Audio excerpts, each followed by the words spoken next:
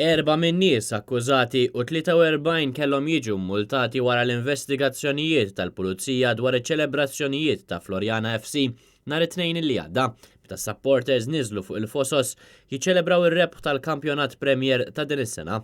Il-Gazzetta de Malta Independent on Sunday qed tgħid li 4 persuni se jkunu qed jitressqu l-qorti fil-jiem li ġejjin.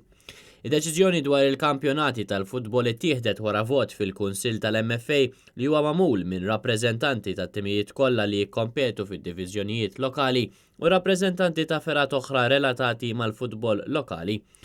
U wara ċelebrazzjonijiet fuq il-fosos ħafna kienu dawk li waslu l-ilmenti tagħhom dwar il-fatt li dawn il-festeġġjamenti marru kontra l-avviżi legali li hemm fis-seħħ bħalissa u li jimponu biex ma jinġabrux gruppi ta' aktar minn 6. Minkejja dan jidher li l-gvern se jagħlaq għajn waħda. Min-naħa tagħhom Floriana FC kienu qalu li huma morganizzaw l-ebda attività ta' ċelebrazzjoni u li dawn kienu kollha spontanji. Dakinhar il-Pulizija waqfet iċ-ċelebrazzjonijiet u issa weħlet il-multi wara li għamlet l-investigazzjonijiet tagħha.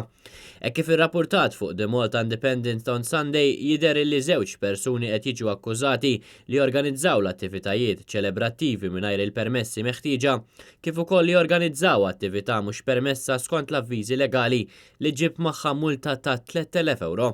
Persuna oħra qed tiġi akkużata li għeddet uffiċjal tal-pubbliku għalqet it-triq kif ukoll li mobdiċ ordnijiet tal-Pulizija. U raba persuna qed tiġi akkużata li għalqet it-triq bil-karozza tagħha.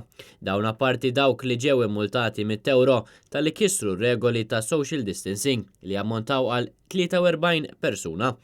Għalkemm issa jidher illi dawn il-multi dejjem skont dak li qal il-Prim Ministru l-ħadd se jiġu maħfura.